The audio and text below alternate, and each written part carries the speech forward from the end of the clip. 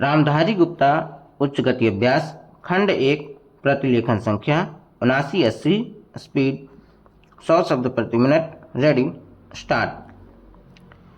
सभापति महोदय, जिस विधेयक पर इस सदन में चर्चा हो रही है उसका इस देश के अधिकांश लोगों ने और इस सदन में भी अधिकांश सदस्यों ने स्वागत किया है। इसलिए इसमें दो राय नहीं हो सकती कि यह विधेयक जनोपयोगी है। यह ठीक है कि कुछ लोगों ने, जिनके निहित स्वार्थ हैं, इस विधेयक का विरोध करने की हिम्मत की है। ऐसे लोगों में जनसंघ और स्वतंत्र पार्टी, जिनकी पूंजीवादी नीतियां हैं, उनका विरोध करना स्वाभाविक ही है। मैं आपके माध्यम से मंत्री महोदय से कह रहा था कि जहां तक विधेयक का स्वागत करने का प्रश्न है, यह जनोपयोगी है। जहां मैं इस विधेयक का स्वागत करता हूं, वहां यह भी निवेदन करना चाहता हूं कि इस कानून को सफल बनाने के लिए, जैसा प्रधानमंत्री ने सदन में अभी कहा, जो लोग इसका स्वागत करते हैं उनको उचित दृष्टिकोण और ईमानदारी के साथ काम करना चाहिए। हमारे देश ने गरीबी को दूर करने के लिए पंचवर्षीय योजनाओं के माध्यम से योजनाबद्ध तरीके से विकास के कार्यक्रम को चलाने की नीति अपनाई है। विधेयक के सिलसिले में जहां तक विरोध किया जाता है कि इस विधेयक से एक तानाशाही पैदा होगी, अधिनायकवाद होगा, वहां मैं यह निवेदन करना चाहता हूं कि यह विधेयक उन लोगों पर जो पूंजीवाद के जरिए से, एकाधिकार के जरिए से हम पर नियंत्रण रखना चाहते थे और जिनकी पूंजी इस विधेयक के अभाव में बैंकों के माध्यम से बराबर बढ़ती जा रही थी, रोक लगाता है। उनकी नीतियों का परिणाम यह हुआ कि देश के चंद लोगों की पूंजी, जो इन बैंकों के स्वामी थे, अत्यधिक बढ़ गई। हमें मालूम है कि स्वतंत्रता के बाद देश में बिड़ला और टाटा की पूंजी किस प्रकार से कई गुनी बढ़ गई है। इसलिए कांग्रेस पर यह आरोप लगाया जाता रहा है कि उसके राज्य में मालदारों की मालदारी बराबर बढ़ती गई है। इसको कम करने के लिए कांग्रेस के निर्णय के अनुसार यह कदम उठाया गया। यह कदम स्वागत योग्य है, लेकिन जहां इस कदम का स्वागत करने की बात है, वहां इस बात की आवश्यकता भी है कि यह विधेयक खाली कागजों में ही ना बना रह जाए। आज के ज़माने में हमारे शासन में जिस तरह से नौकरशाही का बोलबाला चला आ रहा है, जिसको यह सरकार समाप्त नहीं कर सकी है।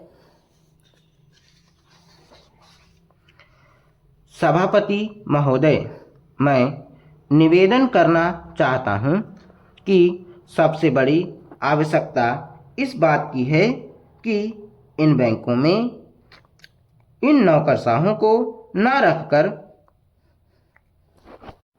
उनके संचालन के लिए ऐसे लोगों को रखा जाना चाहिए जिनका बैंकों के राष्ट्रीयकरण में पूर्ण विश्वास हो।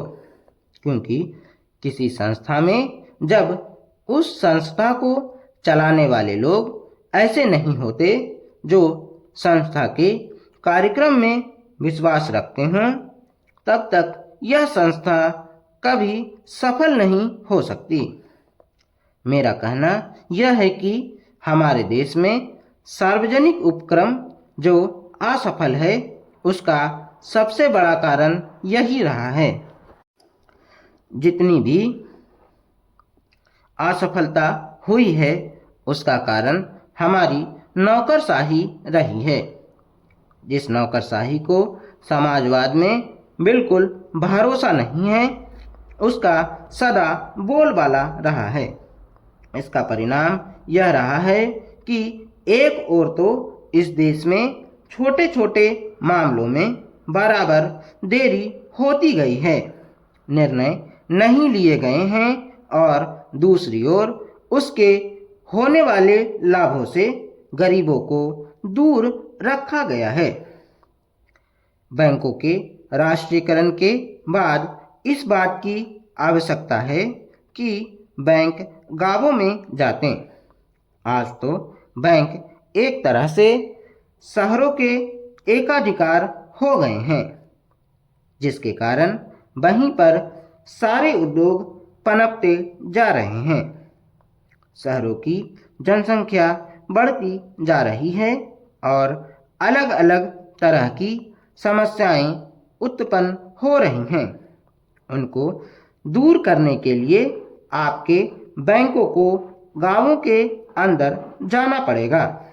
इसके लिए सरकार को कदम उठाना पड़ेगा और निश्चित तरीके से योजनाएं बनानी पड़ेंगी, निश्चित निर्देश देना पड़ेगा, जिसके आधार पर बैंकों का ज़्यादा से ज़्यादा लाभ गांवों और उन कस्बों को हो जहां अभी तक लोगों का काफ़ी विकास नहीं हो पाया है।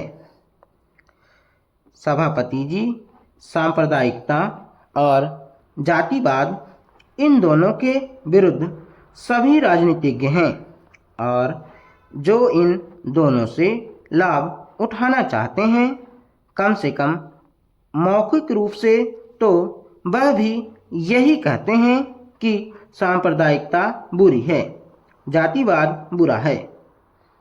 मैं तो यही मानकर चलूँगा कि जब पूरा देश यह कहता है कि ये दोनों चीज़ें बुरी हैं, तो सचमुच सभी यही चाहते हैं कि ना सांप्रदायिकता रहे और ना जातिवाद रहे।